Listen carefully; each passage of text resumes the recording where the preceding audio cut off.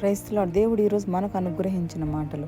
మీరు దేవుని చిత్తమును నెరవేర్చిన వారై వాగ్దానము పొందు నిమిత్తము మీకు ఓర్మి అవసరమై ఉన్నది.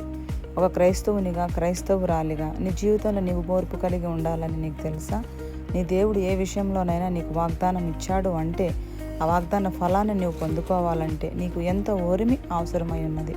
దేవుని నుండి ప్రార్థనకు జవాబు వచ్చే వరకు ఓర్పుతో ఉండలేకపోవడం, ప్రార్థనకు జవాబు ఆలస్యమైందని సనగడం, గొణగడం ఇలాంటివి చాలామంది చేస్తుంటారు.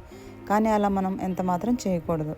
ఆ మాట నమ్మి అతడు ఓర్పుతో సహించి వాగ్దానమ ఫలం పొందెను అని హెబ్రీ పత్రికలో వాక్యం సెలవిస్తోంది. ఓర్పు అనేది గొప్ప ద్రోహ కార్యాలు జరగకుండా ఆపుతుంది. కాబట్టి నీవు నీ జీవితంలో ప్రతి విషయంలో ఓర్పు కలిగి ఉండాలి.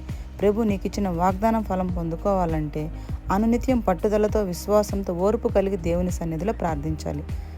కనుక మనందరం ఓర్పు కలిగి దేవునికి మహిమకరముగా జీవించాలి. ఆమెన్.